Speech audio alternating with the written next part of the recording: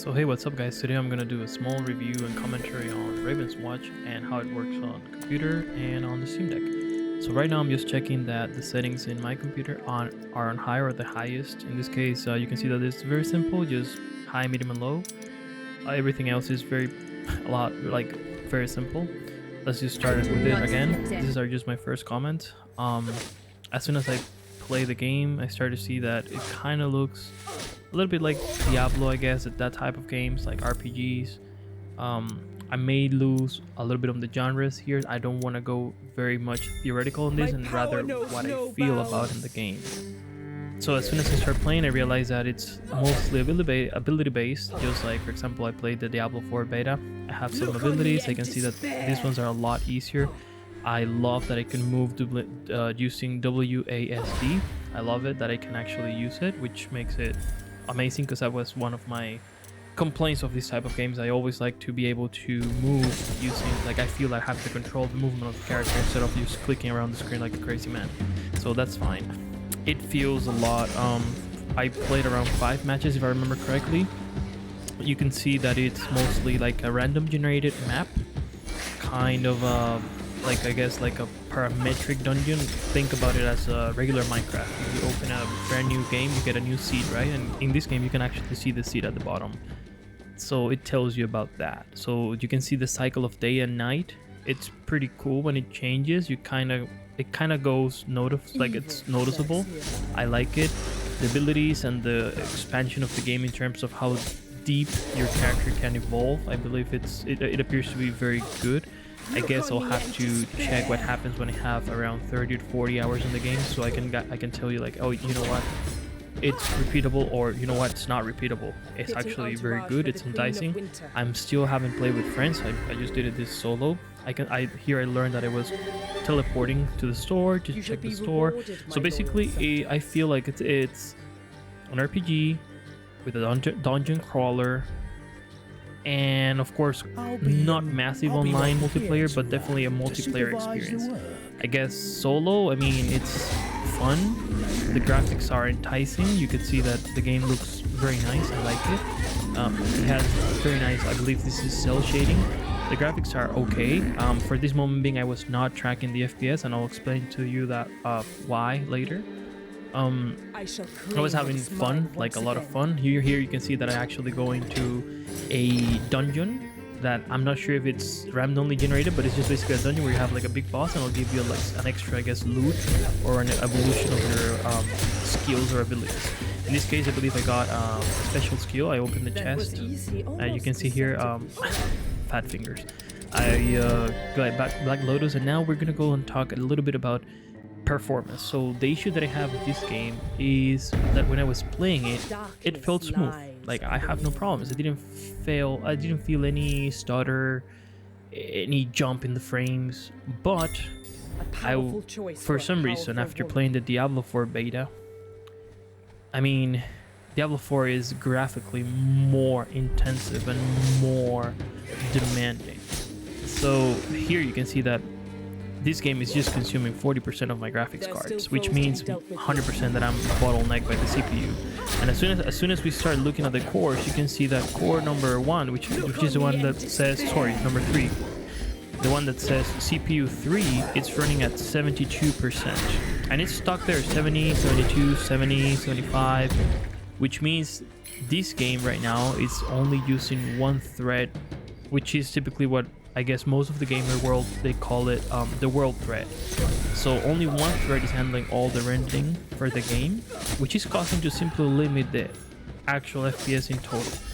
Typically, and this is a DirectX 12 game, typically DirectX 12 allows you to use several cores, at least 4 to 6, and this would allow this game to just jump on the frame rate.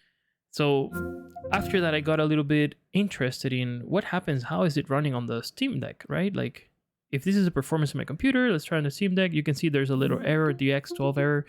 This sometimes is typical on Steam Deck, and the reason is because the developer said that they haven't actually made it super compatible, but you can try to use some tools here.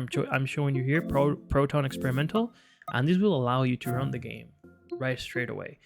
Kind of brute forcing it, but if it works, it will tell you that the developers will find a way to make it super 100% compatible. Maybe just a little bit of patches there. You can see that there's an issue here. The screen seems to be reduced, so 720p, while the actual canvas is 1080p. So I'm not sure why was this happening. I realized later that I could change some settings on the Steam Deck and then magically make it work, I guess, to 1080p. But for the moment being, I was just interested in seeing what is happening on the performance overlay. So at that point, I put most of the information so we can see the CPU and the GPU. In this case, this is the opposite case compared to my computer.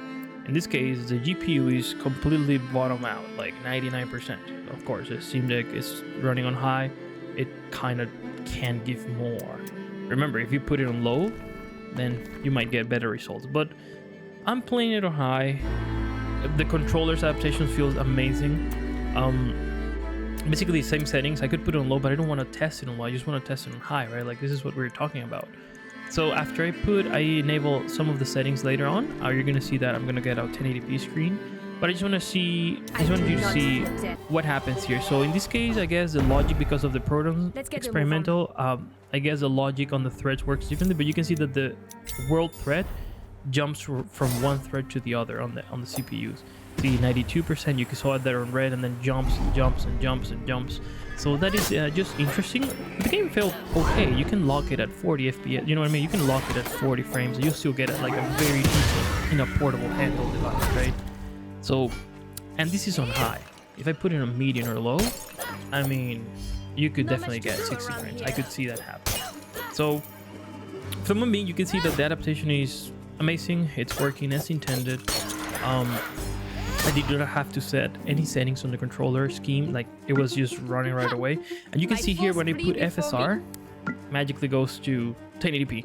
So I'm not sure what is happening there. I can tell you that most likely the developers will have to fix something there, and I'm confident they will do it, because I know they said, I think it was on Twitter or Reddit, one of the developers commented that they just received the Steam Deck like a day ago and they haven't tested it. But I can tell you that if this is like well developed, in case like it's just running compatibility mode right away.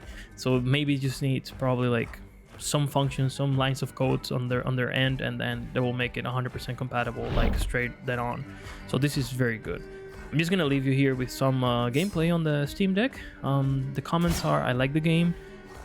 For the moment, I don't feel it's repeatable. I like it. I think my experience will become a lot better when I play with some friends, because in the end, it's all about having fun, right? And I think the game has that formula very well balanced, where you can have fun with friends, everybody on their class, and just have a good time. The graphics are not tiring. They're very nice. They're not boring to your eyes. They're not dull. They're colorful. It's very well implemented to controller, mouse, and keyboard. So I think it's pretty much a pretty good game.